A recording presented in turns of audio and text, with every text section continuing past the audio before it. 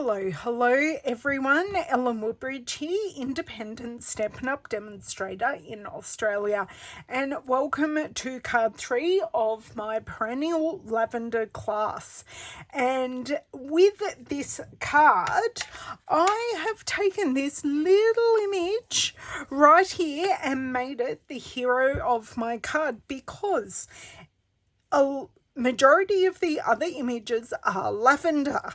And this one is a little bit of an oddball image, that it's not lavender, but it is a floral. So I decided to take it and to create a designer series paper with it. I have paired it with one of the perennial lavender designer series papers, and it is one of the B-sides, but I just thought they paired together perfectly. I have taken also from the collection the paper butterfly accents, and we're going to color it up so it fits in with the card perfectly. The first one I didn't quite color enough. It still works, but if you add a bit more color, it really stands out on the card. I also grabbed some Pool Party grosgrain ribbon just to cover the gap between the paper and the designer series paper, using the perennial postage stamp set, and I have cut that sentiment out using the second smallest of the perennial rectangle dies. I really truly am in love with this set. I have always been enamored by postage. I did collect stamps as a young girl, and my dad actually worked for Australia Post, which is the postal service in Australia. He worked for them for 40 years. So I've kind of had a relationship with postage, and this is just really nostalgic for me. So I'm really enjoying using all these postage stamp shapes. So as always, let's get started with our stamping and our coloring, and then we can do all the fun assembling. I will give you my hows and whys as we go through. Now, while I'm here, I'm just going to take this image out and pop it on a block. Right. So the block is probably bigger than what I need, a D block, but it gives me lots of view around the stamp so I can see where I'm lining up. I think we are going to start with our sentiment, which I have pre-set up on a stamp positioning tool. So I have once again created a jig, and using a basic white thick paper, and then I can just pop in our die cut in here perfectly. It fits in, and because the thick basic white is a little bit higher, it does just nestle in that perfect. So the sentiment is stamped with Gorgeous Grape. Now that is in perfectly in the corner, and no, I was very lucky not to get Gorgeous Grape totally all over my finger just then. So giving this perfect. I think I do want to do it again. Now, I do have a bit of a hot tip here. Because I'm using very close to the edge, if I was to do this again, sometimes I feel like even though this is designed to use with the cling stamps with the red rubber, sometimes just a little bit of height using one of our silicone mats is just perfect to give you that little bit of height, but not using the foam mat. I have done that recently with very good results. But just 2 stampings with this, and I have my lovely sentiment ready to rock and roll. So I'll just pop that back over here. So I do have a basic white card front here, and I am going to grab my pair of scissors because I'm finished with the gorgeous grape. Give that a close. I'm going to open Fresh Freesia, and this is what we're going to stamp our flowers in on the background. So I am thinking I do need to re-ink this ink pad because I did get some inconsistent colour here on this, but I actually didn't mind the inconsistencies because then it looks more like an incomplete, or it's meant to be that way. So I'm just creating a bit of a symmetrical pattern. It's not going to be perfect, but it's going to work for exactly what we need.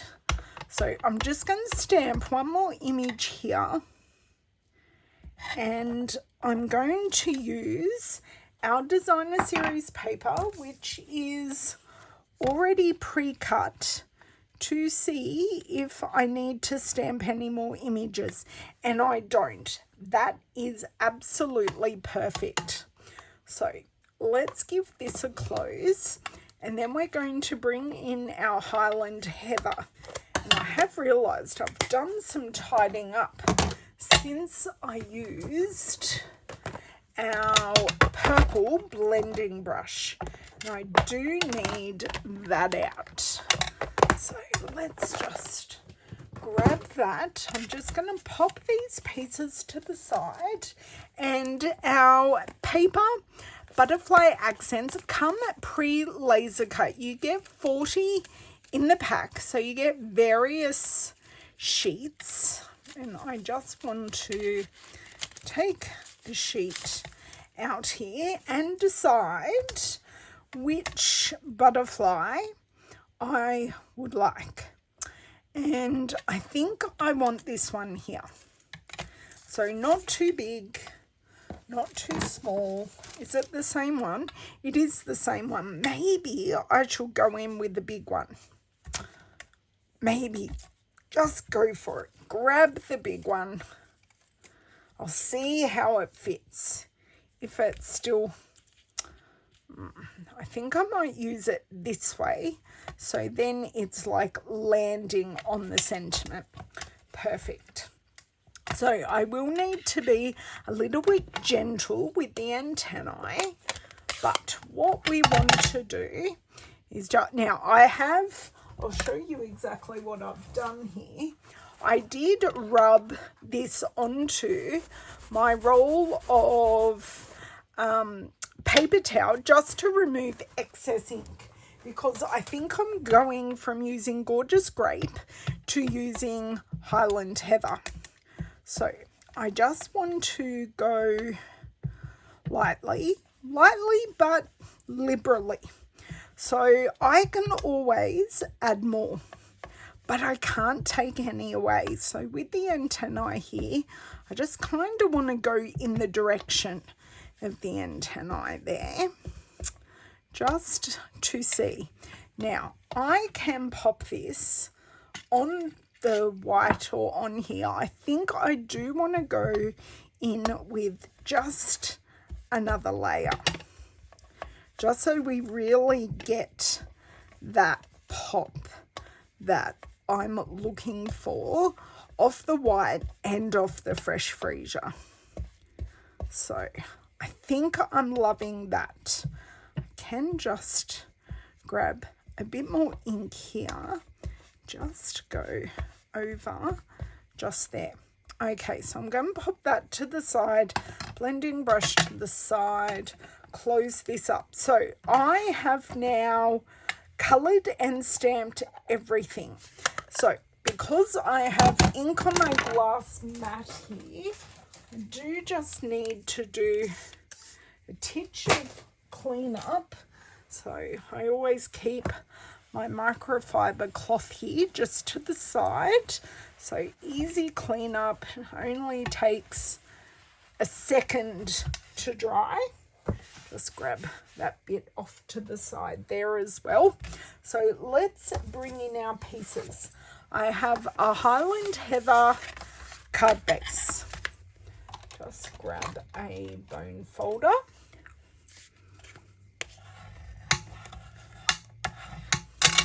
You're seeing all my notifications on my Apple Watch. Okay. Very nice burnish there. Oh, that's a bit off. So what I will do, I will take my trimmer, because, you know, we're just not quite perfect. And I will just trim that off, and nothing happened. Nothing happened. Okay. I just wasn't precise. So we have our stamped card front. Now, where did I put that? I put that here.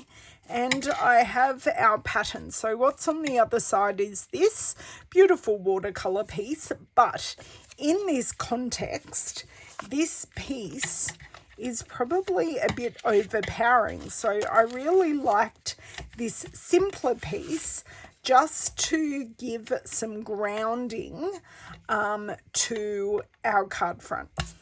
So I'm going to add some glue. So you could definitely make multiples of this card. You could even make a larger stamped one sheet wonder with this, and it would look beautiful. There we go. Great. And I'm just going to flip this over and wiggle it into place. So there we go. So I lift it up, go left to right, just to make sure I am right on the edge. Now this is a titch too long. So I'm just going to leave this one's a titch too short. This one's a titch too long. I dare say that was a measurement issue with me. But I am going to snip off this edge before we tie our ribbon in a knot around. Okay. So just give that a trim. No one knows what's happened. It's perfect as far as anyone knows. And I'm just going to take our ribbon, and I do like tying off the roll. I also like tying all the way around. It's just a me thing. It's how I learnt to tie. Now, if you just saw what I did there, this end had a twist in it, so you want to make sure everything is nice and flat. Now this piece went from here, and I did twist it upwards, so that gives us a beautiful flat knot here. So I am just going to hold that, give myself a bit of slack, and I'm going to swap fingers. So creating the loop here, and I'm just going to, and it's going to not want to, because this is all happening on video. So give myself a bigger loop. There we go. So what I do from here, I make sure everything is nice and flat, and I want to hold this like this and only pull with one side. So from here I can do a bit of a wiggle waggle, Make sure this is sitting nice and flat. So I held this side and pulled with this side. It doesn't matter which side you do, but you hold and you pull with one side and you do get that beautiful smooth knot.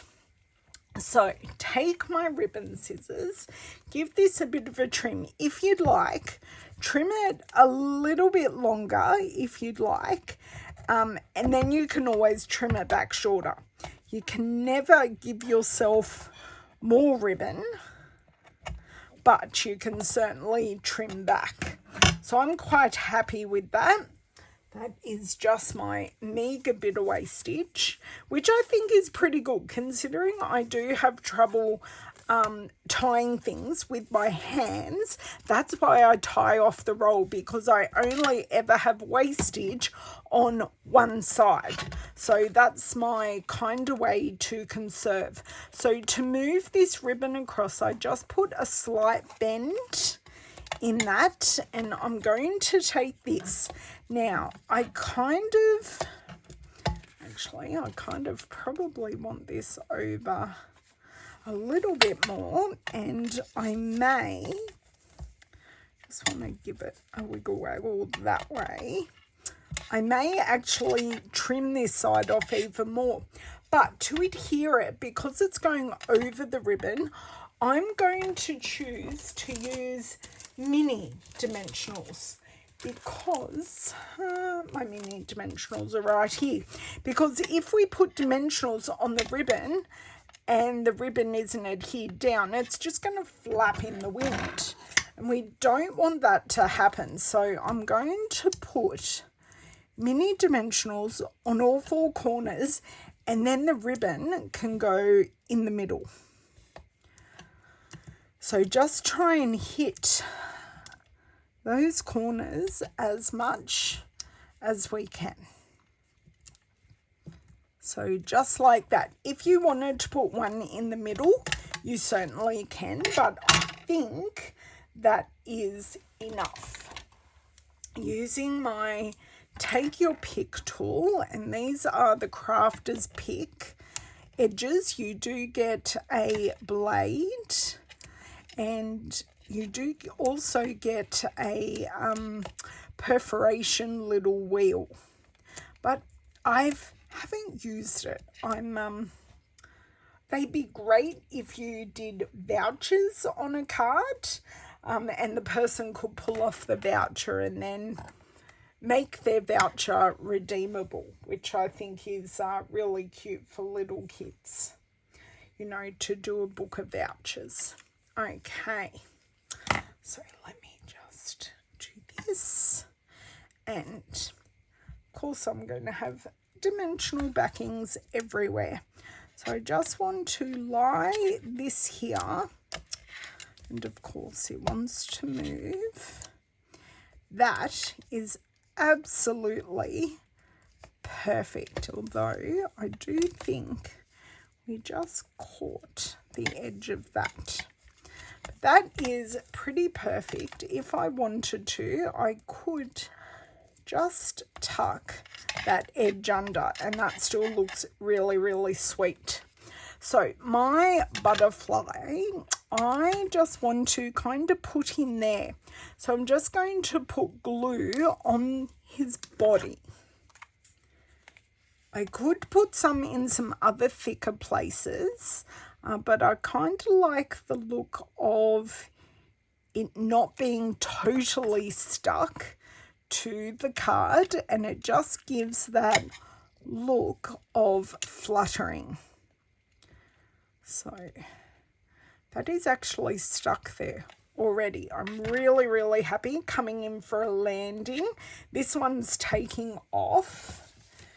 And to adhere this, we're just going to go directly to the card base. And because I know where it's going, I can just put my glue here directly on the background, or the card base rather, and have this amazing wiggle room, but no glue on my fingers, which I love.